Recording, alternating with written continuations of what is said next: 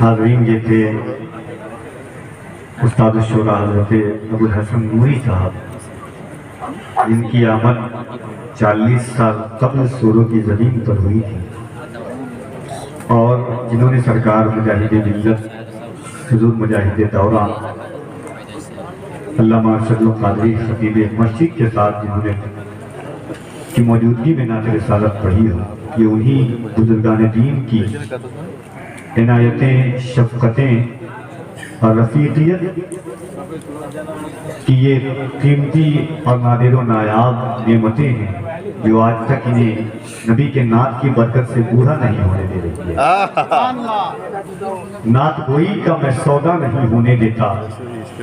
اپنے فن کو کبھی رسوا نہیں ہونے دیتا، گامزن ہوں رہے مولا میں جوانوں کی طرح، عشق مولا انہیں بوڑھا نہیں ہونے دیتا۔ حاضرین ایک مرتبہ محبتوں کے ساتھ پورا مجمع اپنے ہاتھوں کو اٹھا کے کہنے یا رسول اللہ۔ ایک شعر پڑھتا ہوں نعت پاک کا کہ اس بات کا ثبوت تمنائے مصطفیٰ، قرآن گفتگو کرے سمجھائے مصطفیٰ۔ اس بات کا ثبوت تمنائے مصطفیٰ، قرآن گفتگو کرے سمجھائے مصطفیٰ۔ میں بھی پڑا ہوا تھا گناہوں کے ڈھیر میں، اس گندگی سے مجھ کو اٹھا لائے مصطفیٰ۔ میں بھی پڑا ہوا تھا گناہوں کے ڈھیر میں، میں بھی پڑا ہوا تھا گناہوں کے ڈھیر میں، اس گندگی سے مجھ کو اٹھا لائے مصطفیٰ۔ اور میری تجوریاں ہیں مظفر بھری ہوئی، مانگے وہ اور کیا جسے مل جائے مصطفیٰ۔ اس بات کا ثبوت تمنائے مصطفیٰ، قرآن گفتگو کرے سمجھائے مصطفیٰ۔ حاضرین جلسہ دستار بندی کے اس پاکیزہ منبر پر آپ دیکھ رہے ہیں ہمارے داہنی جانب ایک انقلابی لہجہ، مجاہدانہ تیور، اور پورے ہندوستان میں نعتیہ شاعری کے حوالے سے، انقلابی تیور کے حوالے سے، انقلابی مزاج کے حوالے سے پہچانے جانے والی آواز، اور جس شہر سے جن کا تعلق ہے، جس شہر کو شہر سرکار شہباز محمد کہا جاتا ہے، حضرت عظمت رضا بھاگلپوری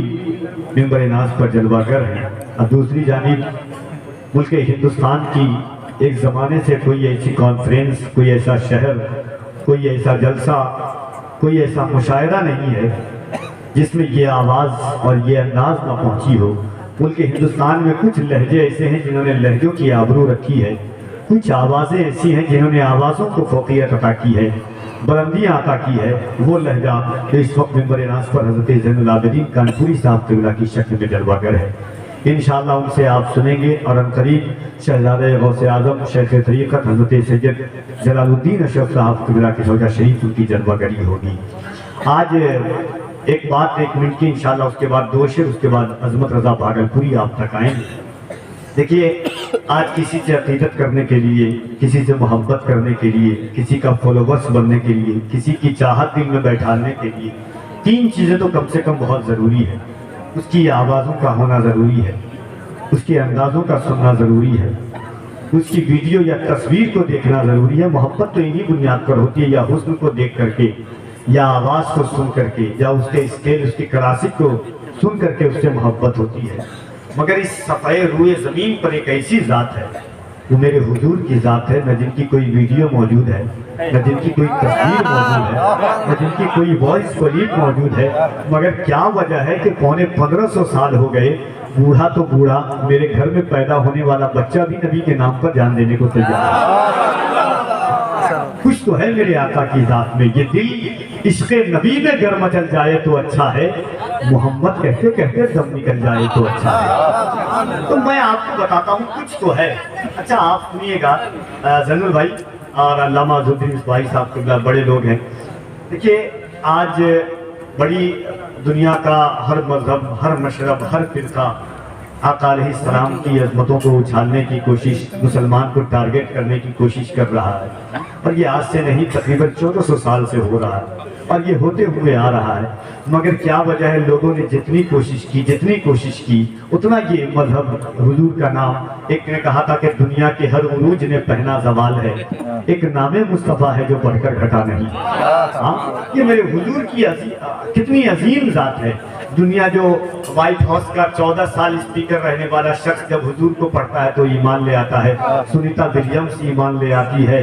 دنیا کی باکسنگ کا سب سے بڑا باکسر محمد علی قمر حضور کی زندگی کو پڑھتا ہے، ایمان لے آتا ہے، مائیکل جیکسن حضور کو پڑھتا ہے، ایمان لے آتا ہے۔ کیا وجہ ہے میرے؟ وہ کون سی مقناطیس ہے میرے آقا کی زندگی میں؟ وہ کون سب کی بایوگرافی ہے میرے حضور کی زندگی کو جو دنیا کھینچتی ہوئی چلی آتی ہے؟ رات کی ان تاریکیوں میں ٹھنڈے کے موسم میں لوگ سوتے ہیں بستر پر، یہ نبی کے دیوانے کیوں آتے؟ صرف ایک بات میں آپ کو بتاتا ہوں، اور میں نے اسے شواہد النبوت میں پڑھا۔ جب میں نے پڑھا تو خدا کی قسم میرا دل سوچا کہ یار میرے آقا کی ذات تو ایسی ہی ذات ہے کہ جنہوں نے مسکرا کر کے ہزاروں لوگوں کے دلوں کی کائنات کو بدل دی ہے۔ ایک صحابی ہے اور ان کا معاملہ یہ تھا، غور سے سنیے گا، شاید یہ کام آیا آپ کے اور آپ بتائیں لوگوں کو کہ میرے حضور ایسے تھے، میرے حضور اس طرح تھے۔ انشاءاللہ بہت جلد عظمت بھائی سے ملاقات کریں گے آپ، میں آپ کے شہر میں پہلی بار آیا ہوں۔ تو محبت کے ایک بات سنیے گا کہ مکے میں جب صبح ہوتی تھی چوک چوراہے پر ایک آواز بلند ہوتی تھی، جب رات گزر جاتی تھی صبح ہوتی تھی تو ایک آواز بلند ہوتی تھی کہ وہ شخص سامنے آئے جس نے سب سے زیادہ قتل کیا ہو، وہ شخص سامنے آئے جس نے سب سے زیادہ کسی کا خون بہایا ہو، وہ شخص سب سے زیادہ آئے جس نے رات میں سب سے زیادہ ڈکیتی کی ہو، وہ شخص آئے جس نے قبیلے کو لوٹا ہو، اور باضابطہ انعام دیا جاتا تھا کہ جو سب سے زیادہ بڑا قاتل ہوگا اسے انعام دیا جائے گا، جو سب سے زیادہ سامان چوری کیا ہوگا اسے انعام دیا جائے گا، جو سب سے زیادہ ڈکیتی کیا ہوگا اسے انعام دیا۔ ایسا ماحول مکے کا۔ ایک شخص ہے اس وقت تک ایمان نہیں لائے تھے، قبیلہ بنو سلیم کے ہیں وہ، اور ایک رات میں وہ نکلتے ہیں، لیکن ہر رات میں وہ تلوار لے کر، مہینے میں 30 دن ہوتی ہیں، 29 سے 30 دن، تو سمجھیے 15 دن اس شخص کو انعام دیا جاتا تھا، اتنے بڑے قاتل۔ رات میں ایک دن ہوتا ہے، ہر دن تلوار لے کر کے نکلتے تھے، مگر اس دن عجب معاملہ تھا کہ کپڑا لیا انہوں نے، دوا لی، ایک چاقو لیا، تلوار میں چاقو لی، کپڑا لیا، دوا لیا، مرہم لیا، اور رات میں نکلے۔ بیوی بڑی حیران ہوئی، بیوی نے سوچا کہ جو شخص رات میں تلوار لے کر کے نکلتا تھا آج دوا لے کر کیوں نکل رہا ہے؟ جو شخص قتل کے ارادے سے نکلتا تھا آج کپڑا لے کر نکل رہا ہے۔ بیوی سوچی کہ کہیں کسی دوسری عورت کے پاس تو نہیں جا رہا ہے۔ وہ پیچھا کرتے کرتے گئی، کیا دیکھتی ہے، دیکھنے کے بعد واپس آتی ہے، گھر میں زار و قطار رونے لگتی ہے۔ جب شوہر واپس آتا ہے، بے تحاشا وہ بیوی رو رہی ہے، شوہر کہتا روتی کیوں ہو؟ کہا کہ آپ جو انسان لوگوں کو قتل کرنے میں شرم محسوس نہیں کرتا تھا، انسان کا خون بہاتا تھا مگر اس کو ہچکچاہٹ محسوس نہیں ہوتی تھی، اس کو کوئی تکلیف نہیں ہوتی تھی، آج جب آپ رات میں کپڑا لے کر کے نکلے تو مجھے لگا آپ کسی دوسری عورت کے پاس جا رہے ہیں، مگر میں کیا دیکھتی ہوں کہ ایک کنارہ ہے جنگل کا جہاں پر کتے کا ایک بچہ ہے جس کے پیر میں زخم ہے اور اس زخم سے خون نکل رہا ہے، آپ اس پر مرہم لگاتے ہیں، کپڑا باندھتے ہیں، اس سے سکھاتے ہیں۔ اچھا یہ بتائیے کہ جو انسان کا قتل کرنے میں شرم محسوس نہیں ہوتا تھا آج اسے کتے کا زخم کا درد کیسے محسوس ہونے لگا؟ وہ صحابی رونے لگتے ہیں اور کہتے ہیں کہ تو قبیلہ بنو سلیم کے سردار کی بیٹی ہے، اس لیے میں تجھے نہیں بتایا کہ مجھے قتل کر دیا جائے، میں انسان کا قتل کرتا تھا مجھے شرم محسوس نہیں ہوتی تھی، 4 دن پہلے میں محمد کا غلام ہو چکا ہوں، اور محمد کی غلامی کی یہ وجہ ہوئی، محمد کی غلامی کی یہ برکت ہوئی کہ میں کتے کا زخم دیکھا تو میرا دل رو دیا، میں انسان کا قتل کرتا تھا تو دل نہیں پگھلتا تھا، آج کتے کا زخم دیکھ کر کے میرا دل پگھل گیا، یہ حضور کی غلامی کی برکت ہے۔ اس بات کا ثبوت تمنائے مصطفیٰ،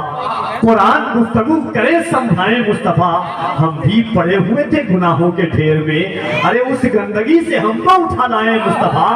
اور میری تجوریاں ہیں مظفر بھری ہوئی، مانگے وہ اور کیا جسے مل جائے مصطفیٰ۔ ایک شعر سنے کہ فضائے جہل میں ان سسکیوں کا کیا ہوتا، فضائے جہل میں ان سسکیوں کا کیا ہوتا، ستم سے مسلی ہوئی تتلیوں کا کیا ہوتا، نہ لاتے آپ جو تشریف رحمت عالم تو اس زمین پر ان بچیوں کا کیا ہوتا، نہ لاتے آپ جو تشریف رحمت عالم تو اس زمین پر ان بچیوں کا کیا ہوتا، اور یا رسول اللہ نہ کرتے آپ خدیجہ سے اپنا عقد سعید جو ہوتی بیوہ پھر ان بیٹیوں کا کیا ہوتا۔ دنیا بھاگن بن کر کے زندگی گزارتی تھی۔ علامہ ابن یوسف، علامہ حضرت پیر کرم شاہ دھری فرماتے ہیں کہ بیوہ کسی شادی والے گھر کے سامنے سے گزر جاتی تو لوگ اپنی شادی کی تاریخ بدل دے گے کہ بیوہ منحوس کا قدم گزر گیا ہے۔ بیوہ کسی خوشی کے گھر میں قدم رکھ دیتی تو لوگ مٹی بدل دیتے کہ منحوس کا قدم آ گیا ہے۔ میرے نبی نے اپنی 23 سالہ کڑیل جوانی میں 40 سال کی ماں خدیجہ بیوہ کو سینے سے لگا کر کے بتایا کہ اب بیوہ بھاگن بن کر کے ہی قیامت تک کی مومنوں کی ماں بن کر کے زندگی گزارے۔ یہ میرے حضور کی آنے کی برکت ہے۔ زلف دیکھی ہے نہ نظروں کی گھٹا دیکھی ہے، ارے لٹ گیا جس نے محمد کی ادا دیکھی ہے۔ اس حضور کی محفل میں ہم بیٹھے ہوئے ہیں کہ محبت کے ساتھ پورا مجمع جو لوگ عقیدت اور احترام کے ساتھ بیٹھے ہوئے، ایک بار میں نعرہ لگاتا ہوں، عظمت رضا بھاگلپوری صاحب قبلہ آپ تک آنے کے لیے تیار۔